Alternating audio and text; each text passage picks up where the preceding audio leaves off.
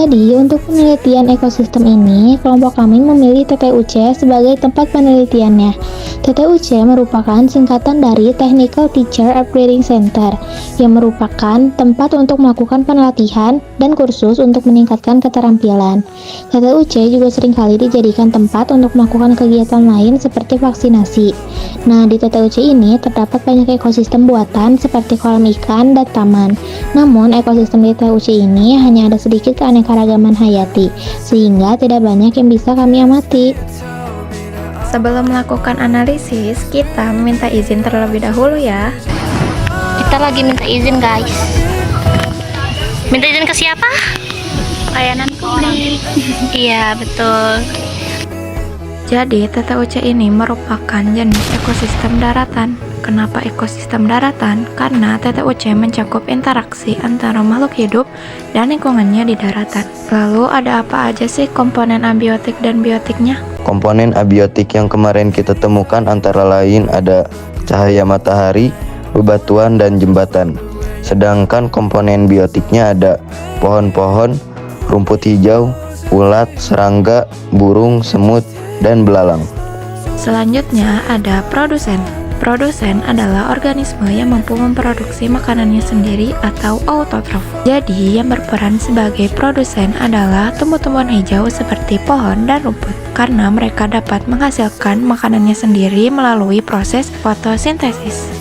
Dan yang kedua ada konsumen. Konsumen adalah organisme yang tidak bisa memproduksi makanan sendiri atau heterotrof dan harus memakan organisme lain untuk mendapatkan energi. Untuk peran konsumen ini diambil alih oleh ulat. Enak ya jadi ulat, tinggal makan aja kayak kita pas dimasakin sama mama. Dan yang ketiga ada dekomposer. Komposer adalah organisme yang memakan organisme mati dan produk-produk limbah dari organisme lain. Nah, untuk dekomposer kami tidak menemukan pelakunya karena di TTUC ini tidak terdapat bakteri ataupun jamur yang berperan sebagai dekomposer, mungkin karena selalu dibersihkan dan dijaga dengan baik. Dan yang terakhir ada detritivor. Detritivor adalah organisme heterotrof yang mendapatkan energi melalui memakan sisa-sisa makhluk hidup. Untuk pelaku detritivor yang kami temukan di TTUC adalah semut, karena semut memakan materi organik yang mati seperti serpihan tumbuhan dan hewan. Selanjutnya kita masuk ke pembahasan interaksi. Interaksi yang pertama ada predasi. Interaksi predasi adalah hubungan antara pemangsa atau predator dan mangsanya atau prey. Interaksi predasi yang kami temukan di TTUC ini adalah ikan memakan lumut. Ikan berperan sebagai pemangsa atau predator dan lumut berperan sebagai mangsa. Seperti yang terlihat di video ini. Terlihat kan di sebuah kolam terdapat ikan yang sedang memakan lumut. Selanjutnya ada interaksi kompetisi intraspesies. Kompetisi intraspesies adalah persaingan antara satu spesies untuk mendapatkan sumber daya yang terbatas. Kompetisi intraspesies yang kami temukan adalah kompetisi antara sesama ikan yang merebut lumut. Walaupun di video tidak terlihat jelas, tetapi kami telah memperhatikan bahwa di kolam tersebut terdapat ikan-ikan yang sedang merebut lumut. Selanjutnya ada interaksi kompetisi interspesies. Kompetisi interspesies adalah persaingan antara dua spesies atau lebih untuk mendapatkan sumber daya yang sama. Contoh yang kami temukan adalah pohon dan rumput yang merebut nutrisi dari tanah. Interaksi yang keempat ada simbiosis mutualisme. Simbiosis mutualisme adalah hubungan antara dua spesies yang berbeda dan sama-sama mendapatkan keuntungan dari interaksi tersebut.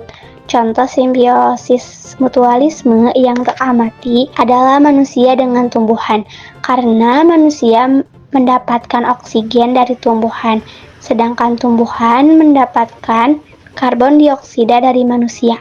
Dan yang kelima ada simbiosis parasitisme. Simbiosis parasitisme adalah hubungan dua organisme di mana satu organisme diuntungkan dan satu organisme yang lain dirugikan.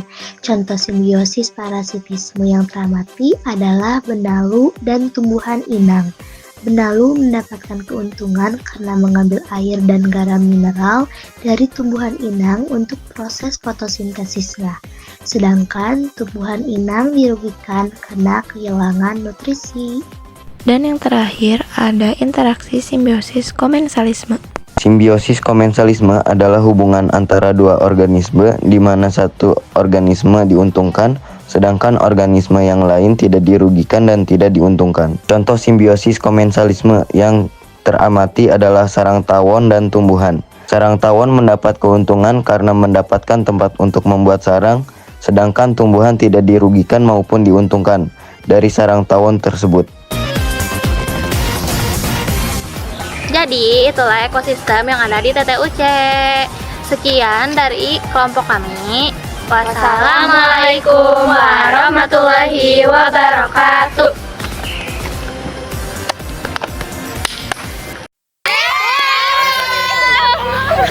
Nay ditahan. My little fairy. Kan nggak boleh bawa HP. Boleh. Itu. Halo. Kan ini biar terkenal sama Mayor Teddy. Di notif. Assalamualaikum Mayor Teddy, ini ada kembaran.